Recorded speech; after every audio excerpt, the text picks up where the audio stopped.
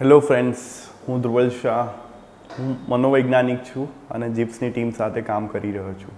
આજે હું એક નવો ટૉપિક લઈને આવ્યો છું, proactive approach in possible mental health issues. તો તમે વિચારતા હશો કે આ શું હોઈ શકે.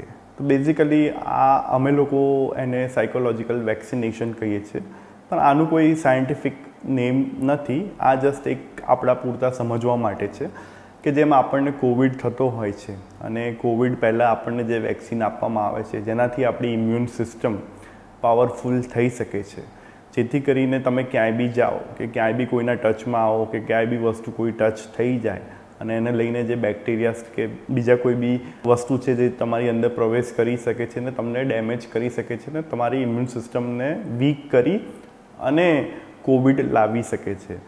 તો આવી રીતે જ એવું હોઈ શકે કે સાયકોલોજીકલ વેક્સિનેશન બી આપણે કરી શકીએ કે જેમાં આપણને ફ્યુચરમાં એવું લાગતું હોય પોસિબિલિટીઝ કે ભાઈ આવા સંજોગોમાં આપણી મેન્ટલ હેલ્થ બગડવાનું કારણ હોઈ શકે છે. જેમ કે આજકાલ ઘણું હોય છે કે એંગર મેનેજમેન્ટમાં લોકોને ઇશ્યુઝ થતા હોય છે, સ્ટ્રેસ મેનેજમેન્ટમાં ઇશ્યુઝ થતા હોય છે. આજકાલની લાઈફસ્ટાઈલ એવી થઈ ગઈ છે કે જેમાં તમે કોન્સ્ટન્ટલી તમારે એક્ટિવ રહેવું પડે છે, કામ કરવું પડે છે અને તમારે માઇન્ડને રિલેક્સ થવા માટેનો મોકો નથી મળતો. તો આવા સંજોગોમાં આપણે શું એવી કેર કરી શકાય?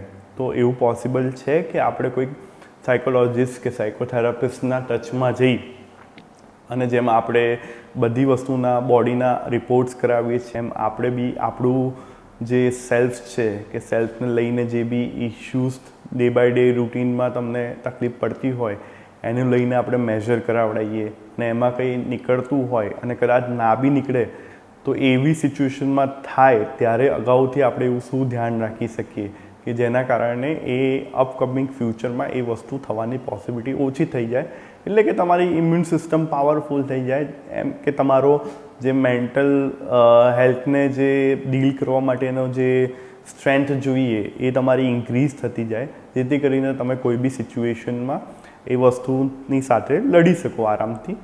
અને મોસ્ટલી સાયકોથેરાપીનો ગોલ એક જ હોય છે કે માણસને કેવી રીતે ઇમોશનલી ઇન્ડિપેન્ડન્ટ બનાવીએ જેથી કરીને એ એટલા ફ્રી થઈ જાય કે કોઈ બી વ્યક્તિ એમની લાઈફમાં અવેલેબલ હોય કે ના હોય પણ એ ઇમોશનલી પોતાની જાતને સેલ્ફ રેગ્યુલેટ કરી શકે, સેલ્ફ પ્રોસેસ કરી શકે.